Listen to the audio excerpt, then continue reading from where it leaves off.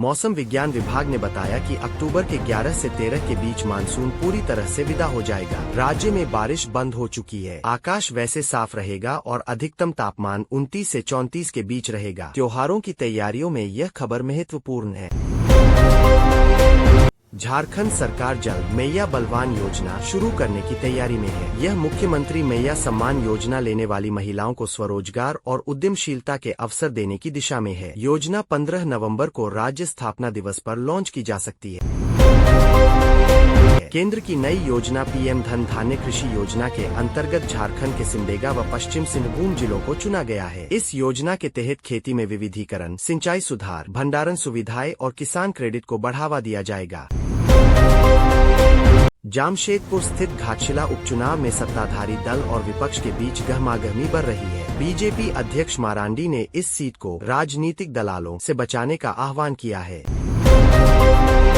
झारखंड सरकार मुख्यमंत्री फ्री बिजली योजना को समर्थन देने के लिए प्रति माह 350 करोड़ रुपए का सब्सिडी देती है। वर्ष 2025 से 26 के अतिरिक्त बजट में इस योजना के लिए 5,000 रुपए करोड़ से अधिक राशि आवंटित की गई है। झारखंड सरकार की सार्वजन पेंशन योजना के अंतर्गत वरिष्ठ नागरिकों, विधवाओं और विकलांग लोगों को 1,000 रुपए मासिक पेंशन दी जाती है। इसका उद्देश्य जीवन यापन में सहायता देना और सामाजिक सुरक्षा बढ़ाना है। Jharkhand state housing board JSHB ने 2025 में कई नए रणनीतिक कदम उठाए हैं, जिनमें आर्थिक रूप से कमजोर वर्ग EWS एवं निम्न आय वर्ग LIG के लिए सस्ते आवास उपलब्ध कराना शामिल है। सारंदा जंगल में नक्सलियों ने IED विस्फोट किया, जिसमें हेड कांस्टेबल महेंद्र लश्कर गंभीर रूप से घायल हो गए और बाद में उनकी मौत हो गई। इस हमले में अन्य जवान भी घायल हुए। घटना के बाद सुरक्षा बलों ने क्षेत्र में सघन सर्च अभियान शुरू किया है। झारखंड हाईकोर्ट ने कहा कि यदि एक शिक्षक को मोरल टर्पिट्यूड के आरोप पर गिरफ्तार किया गया लेकिन दोष सिद्ध नहीं हुआ तो उसे पेंशन और ग्रेच्युटी का हक होगा। कोर्ट ने यह स्पष्ट किया कि अभियोजन चलना पेंशन रोकने के लिए पर्याप्त नहीं है। दुमका में बीजेपी के सम्मेलन में केंद्रीय मंत्री अन्ना देवी ने आत्मनिर्भर भारत मुहिम को नया आयाम दिया। उन्होंने कहा कि राज्य सरकार स्थानीय उद्योगों, कौशल विकास और छोटे व्यापारियों को अधिक प्राथमिकता दे। यह कदम क्षेत्रीय विकास को गति देने की पहल है। रांची के कई पंडालों को प्रशासन ने हटाने का आदेश दिया था, लेकिन कई आयोजकों ने आदेश का पालन नहीं किया। इस कारण सड़कों पर भारी जाम उत्पन्न हुआ, लोगों की आवाजाही प्रभावित हुई। प्रशासन अब सख्ती की तैयारी कर रहा है। कांग्रेस ने आरोप लगाया कि बीजेपी सरकार RTI सूचना का अधिकार को कमजोर करने की दिशा में कदम उठा रही है, जिससे पारदर्शिता और जवाबदेही प्रभावित होगी। यह विवाद राज्य सरकार की शासन शैली पर सवाल उठा रहा है।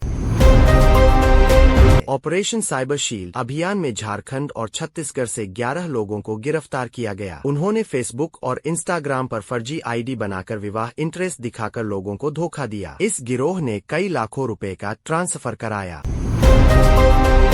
केंद्रीय मंत्रिमंडल ने झरिया मास्टर प्लान को हरी झंडी दी है। यह योजना को जलते हुए कोयले की खदानों से राहत दिलाने और विस्थापितों का पुनर्वास करने की है। कुल अनुमानित व्यय 5,940 करोड़ है। राज्य पुलिस ने एक विशेष ईमेल ID जारी की है, जहां महिलाएं और बच्चियां उत्पीड़न यौन अपराध की शिकायत सीधे DGP तक भेज सकेंगी। इस व्यवस्था के तहत तत्काल कार्रवाई की जाएगी। यह महिलाओं की सुरक्षा को लेकर अहम कदम माना जा रहा है। झारखंड के सारंदा जंगल में माओवादी आतंकियों ने कोलबोंगा गांव में एक मोबाइल टावर को पेट्रोल छिड़ककर आग लगा दी। इस हमले को रेसिस्टेंस वीक के दौरान किया गया माना जा रहा है। इलाके में नेटवर्क बाधित हुआ और सुरक्षाबलों ने तुरंत जांच शुरू की।